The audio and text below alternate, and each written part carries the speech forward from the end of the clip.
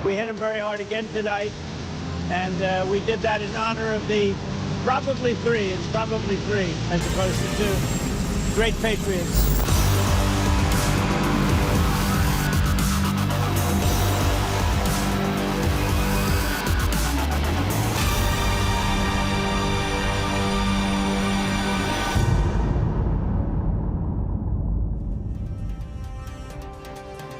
Saudara, Iran meluncurkan tahap ke-17 operasi pesawat nirawak drone yang menargetkan pangkalan Amerika Serikat di Kuwait.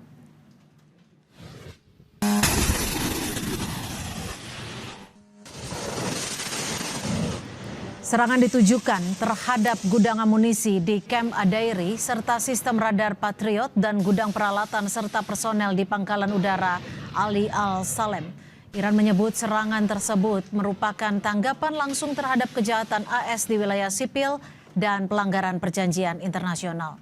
Sirine peringatan serangan udara berbunyi di Kuwait, sementara Angkatan Bersenjata Kuwait melaporkan bahwa sistem pertahanan udara telah mencegat rudal musuh yang memasuki wilayah udara negara tersebut.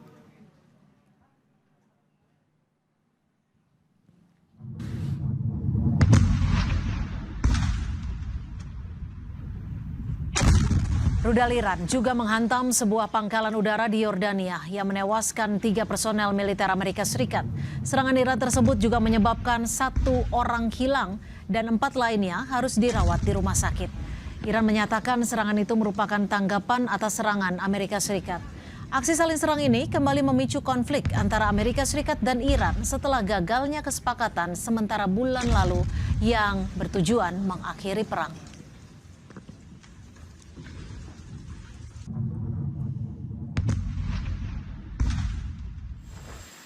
Amerika Serikat melancarkan serangkaian serangan udara baru pada Senin dini hari yang menargetkan Iran sebagai balasan atas tewasnya 3 personel militer AS. Komando Pusat AS menyatakan pihaknya menargetkan Pusat Komando Militer Iran, lokasi pertahanan udara dan pengawasan pesisir, lokasi peluncuran rudal dan drone, serta jaringan komunikasi. Serangan terbaru ini kembali memperlihatkan bagaimana AS dan Iran perlahan semakin mendekati perang terbuka seiring gagalnya kesepakatan sementara bulan lalu yang bertujuan mengakhiri pertempuran secara permanen.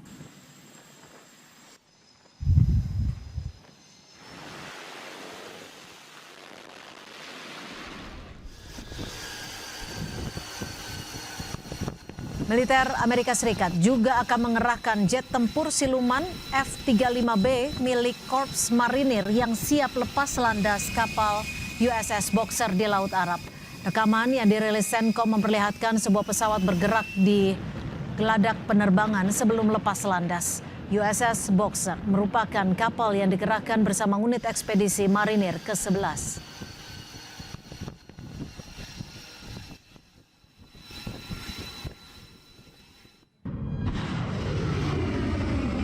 Presiden Amerika Serikat Donald Trump mengatakan gelombang serangan terbaru terhadap Iran dilakukan untuk menghormati personel militer AS yang tewas dalam konflik dengan Teheran. Trump menambahkan para prajurit tersebut gugur saat bertugas untuk memastikan Iran tidak memiliki senjata nuklir. Well, we feel very badly, but you know, those great people, those great patriots were out there fighting that Iran cannot have a nuclear weapon. Iran has been very, very badly damaged. They've lost everything almost militarily. They've got very little left. They've got some missiles. They've got some drones. They've got some manufacturing ability, not much. We control the Strait. Serangan demi serangan terus dibalas, sementara korban di kedua belah pihak terus bertambah. Seberapa jauh konflik Iran, Amerika Serikat akan berkembang? Dan apakah kawasan Timur Tengah kini berada di ambang perang yang lebih luas? Kita bahas bersama Evata Filomeno, dosen ilmu politik Universitas Udayana. Mas Evata, selamat sore. Ada 3 tentara Amerika Serikat yang tewas dalam perang baru-baru ini. Apakah tewasnya atau gugurnya tentara Amerika Serikat ini bisa jadi menjadi titik balik yang akan mendorong perang ke level yang lebih besar lagi? Baik, ketika kita melihat ya, sebenarnya sudah ada peristiwa besar 11 peristiwa besar ya terkait dengan tewasnya pasukan Amerika Serikat. Sempat ada waktu itu di Kuwait ya, di Shuaibah, terus juga sempat di Arab Saudi 1 dan di Yordandia 3 ya, di Irak Utara 1, dan ada beberapa catatan-catatan yang lain.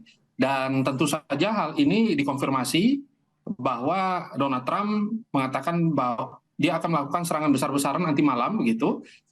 Dan ini tanda bahwa memang selama ini Amerika Serikat selalu mencari cara begitu, bagaimana caranya untuk melemahkan Iran dalam beberapa posisi. Dan serangan yang dilakukan oleh Iran tersebut ternyata malah menyebabkan eskalasi ini menjadi titik pecah ya. Kita tahu bahwa sebenarnya diplomasi masih menjadi titik temu yang mencoba untuk mendamaikan situasi. Dan Abbas Araghchi juga menyampaikan bahwa meskipun hanya 10%, kita harus tetap bernegosiasi dengan Amerika Serikat. Tetapi Amerika Serikat terus melakukan banyak manuver untuk mencegah diplomasi. Dan kita tahu bahwa gugurnya dan tewasnya prajurit dari Amerika Serikat ini akan memperpanjang dan memperparah situasi di Selat Hormuz juga nanti ke depan. Jika situasi akan semakin memanas, tidak hanya di Selat Hormuz, tapi juga antara Amerika Serikat dan Iran, seberapa besar peluang Iran ini akan terus membalas setiap serangan Amerika Serikat? Ya, serangan dari Iran kita tahu memang ditujukan untuk melakukan pembalasan begitu ya. Tetapi serangan-serangan punitif seperti ini sebenarnya harus dilihat lagi lebih dalam bahwa fasilitas Iran ini memang sudah rusak ya terkait dengan logistik mereka, terus juga depot-depot pertahanan mereka itu sudah hancur kurang lebih 85%.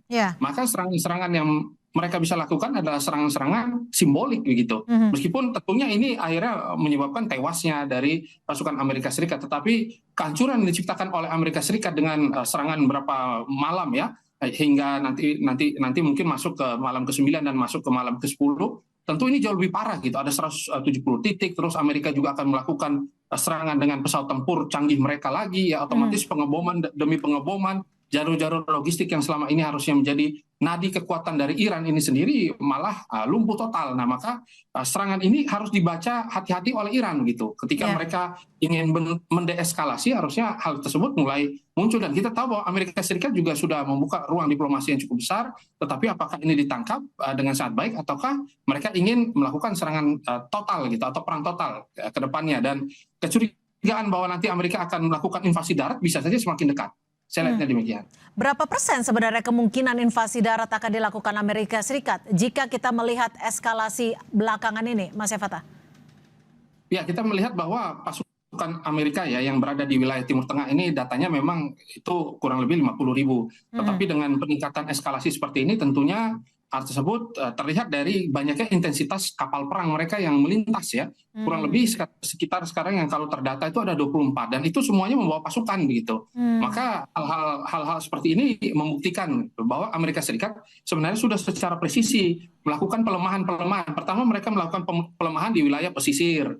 Ini kan tanda gitu, wilayah radar-radar dari Iran mereka lemahkan. Nanti kalau misalkan mereka melakukan operasi serangan darat, maka tidak akan begitu sulit. Dan pesawat tempur digunakan untuk menghantam wilayah-wilayah yang berada tepat di pusat pemerintahan dan juga di wilayah-wilayah depot-depot pertahanan dari Iran itu sendiri. Dan ini juga tidak lepas karena Amerika tahu bahwa Iran memang tidak bisa diajak negosiasi. Iran memang harus diminta untuk mendeklarasikan bahwa mereka kalah secara total. Maka dengan adanya operasi invasi secara darat ini justru akan memperbesar kemenangan dari Amerika. Meskipun itu adalah opsi yang terburuk, dan kayaknya Amerika tidak dalam waktu dekat melakukan hal tersebut, tergantung nanti dari dorongan Israel itu sendiri. Ya, Mas Fatah, jika ada kemungkinan invasi darat yang dilakukan Amerika Serikat terhadap Iran, kemudian tadi Anda menyebutkan juga ada fasilitas Iran yang memang sudah rusak bahkan sekitar 80%. Apakah Iran masih memiliki kapasitas militer yang cukup kuat untuk mempertahankan perang dalam jangka panjang ataupun melawan Amerika Serikat melalui invasi darat ini? Ya, tentu kalau secara propaganda kita akan melihat bahwa sebenarnya Iran mampu meregenerasi kekuatan militer mereka. Itu mereka juga tidak mudah menyerah begitu. Akan tetapi pada kenyataannya itu Amerika justru terus ya memaksa Iran untuk menguras biaya perang mereka. Itu kita tahu bahwa Iran ini mengalami kelangkaan air. Iran juga mengalami kondisi yang cukup pelik. Nilai rial itu di pasar gelap maupun di pasar secara total begitu jatuh, anjlok ya, dan juga perekonomian mereka yang sudah tercekik lama begitu. Dan kita lihat juga bahwa ternyata ketika Iran mau melakukan sesuatu dipelototi juga oleh India dan juga Cina begitu yang memiliki kepentingan di Selat Hormuz, karena Selat Hormuz ini membawa 20% energi bagi dunia. Maka posisi Iran yang serba salah ini membuat mereka juga kesulitan gitu untuk bertahan hari ini begitu. Maka ini yang sebenarnya dibaca sangat baik oleh intelijen Amerika, dan mereka melakukan tekanan demi tekanan untuk membuat posisi Iran menjadi sangat tidak terkendali begitu di dalam tubuh dalam negeri mereka ataupun dalam diplomasi internasional. Akhirnya Iran terikut dalam arus-arus yang dikendalikan oleh Amerika. Takutnya begitu. Oke, ketika MOU ataupun upaya perdamaian sempat dilakukan, bahkan bisa dikatakan kita hampir menduga bahwa akan ada kata damai, tapi kenyataannya saat ini berbeda.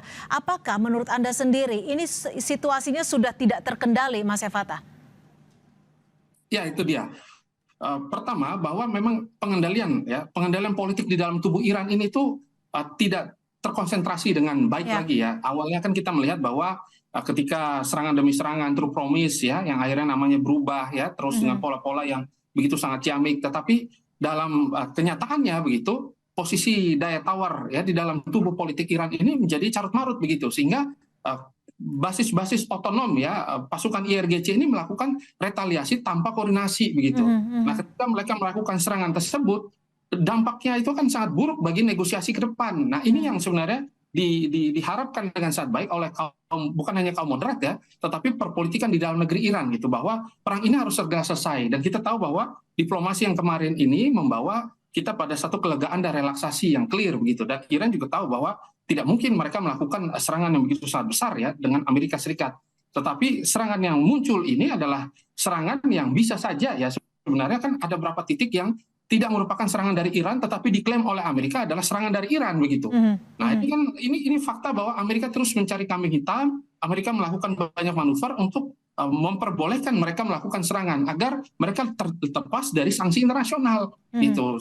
Nah, inilah merupakan situasi yang cukup pelik, dan situasi ini tampaknya terkooptasi oleh negara-negara yang punya kepentingan ya untuk mengacaukan harga pasar, harga minyak, dan juga terkait dengan sekuritas yang berada.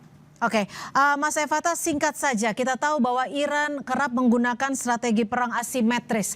Lalu apakah strategi Iran saat ini lebih mengandalkan perang langsung atau justru perang melalui kelompok-kelompok sekutunya di kawasan, Mas Evata? Singkat saja. Ya, sebenarnya harapan dari Iran adalah nanti ke depannya ya, Lebanon juga melakukan agresivitas di wilayah utara ya.